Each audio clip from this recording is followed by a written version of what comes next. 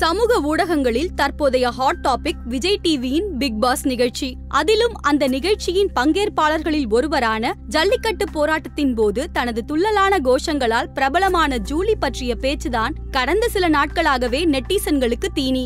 வீர தமிழச்சி என்று நிகழ்ச்சியில் அறிமுகப்படுத்தப்பட்டதற்கு கண்டனங்கள், சக போட்டியாளர் ஸ்ரீயுடனான காட்சிகளுக்கு ஆபாச ட்ரோல்கள், நிகழ்ச்சியில் அவரின் அணுகுமுறைக்கு ஃபீலிங் இரிட்டேட்டட் ஸ்டேட்டஸ்கள் என்று ஜூலியை பற்றியே பேசி கிடக்கிறார்கள் மக்கள். சொல்ல போனால் நமிதா முதல் ஓவியா வரை பார்வையாளர்கள் பார்க்கவும் ரசிக்கவும் நடிகை என்ற ஈர்ப்பு அடையாளத்துடன் பலர் அந்நிகழ்ச்சியில் இருக்கும் போது ஜூலி பிரபலமானது எப்படி?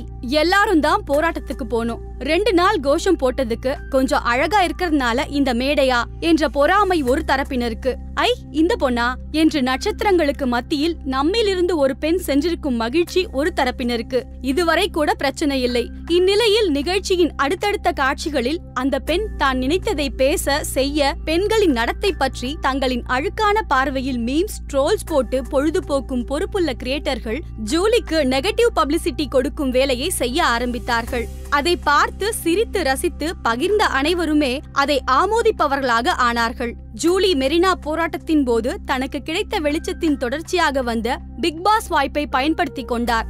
இந்த மீம்கள் ட்ரால் வீடியோ கிரியேட்டர்கள் வருவது தவறு என்று சொல்வதற்கில்லை. இன்றைய யுகத்தில் ட்ரம்ப் முதல் நம் குடும்ப உறுப்பினர்கள் வரை யாராக இருந்தாலும் ட்ரால் தான் ட்ரெண்ட். ஆனால் என்ன சொல்லி ஒரு பெண்ணை கேலி செய்கிறார்கள் என்பது முக்கியம். அதுவே அவரவர் மனதின் லட்சணம். பிக் பாஸ் நிகழ்ச்சி நடக்கும் இந்த 100 நாட்களில் ஜூலிக்கு வெளியே நடக்கும் விஷயங்கள் உள்ளே தெரியுமா என்று தெரியவில்லை. ஆனால் ஜூலியின் பெற்றோர்களை நினைத்து பார்த்தால் கலக்கமாகத்தான் உள்ளது. ஒரு பெரிய சேனல் நிறுவனம் உலகநாயகன் கமல் தொகுத்து வழங்கும் ஒரு நிகழ்ச்சிக்கு இத்தனை நட்சத்திரங்களுடன் கலந்து கொள்ள தங்கள் பெண்ணை அழைத்த மகிழ்ச்சியில் வழியனுப்பி வைத்திருப்பார்கள் அவர்கள். ஏற்கனவே ஜல்லிக்கட்டு போராட்டத்தின் போது அதிக விமர்சனத்திற்கு உள்ளானவர் ஜூலி. அவர் கொலை செய்யப்பட்டு விட்டார் என்று கூட செய்திகள் வெளிவந்தன. இதை அனைத்தையும் ஜூலியே நக்கலாக பிக் பாஸ் நிகழ்ச்சியில் சொல்கிறார். ஆதாயம் இல்லாமலா எல்லாம் நடக்கும் என்கிறீர்களா? ஒரு ஆணுக்கு கிடைக்கும் புகழ் வெளிச்சத்துக்கும் ஒரு பெண்ணுக்கு கிடைக்கும் புகழ் வெளிச்சத்துக்கும் நம் சமூகம் காட்டும் பாரபட்சம் பற்றி அறிவோம் தானே? ஒரு பெண் அழகாக இருக்கிறார், அருமையாக பேசுகிறார் என்றால் அவரை தூக்கி விடுபவர்கள் அடுத்து அவர் வளர்கிறார் என்னும் போது அதை விமர்சிக்கவும் செய்கிறார்கள். ஒரு ஆண் இப்படி திடீரென்று வளர்ந்தால் வெறும் பொறாமை உணர்வோடு பேசுபவர்கள் அதே ஒரு பெண்ணாக இருந்தால் பொறாமையுடன் அவள் ஒழுக்கத்தையும் கேள்விக்குள்ளாக்குகிறார்கள். அதாவது ஒரு ஆண் வளர்ச்சி அடைந்தால் அவனது திறமை மட்டுமே அதற்கு காரணம்.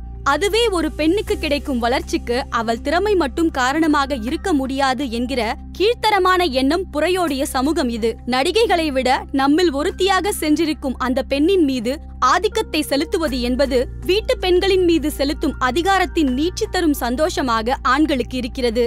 அதனாலேயே அந்த மீம்கள் வீடியோக்களை அவர்கள் பகிர்ந்து பரபரப்பாக்குகிறார்கள். காலம் காலமாக ஒரு பெண் எப்படி பேச வேண்டும், எப்படி நடந்து கொள்ள வேண்டும், எப்படி துணி உடுத்திக் கொள்ள வேண்டும் என்ற மதிப்பீட்டை ஆண்கள்தான் தங்களின் கட்டுப்பாட்டில் வைத்திருக்கிறார்கள்.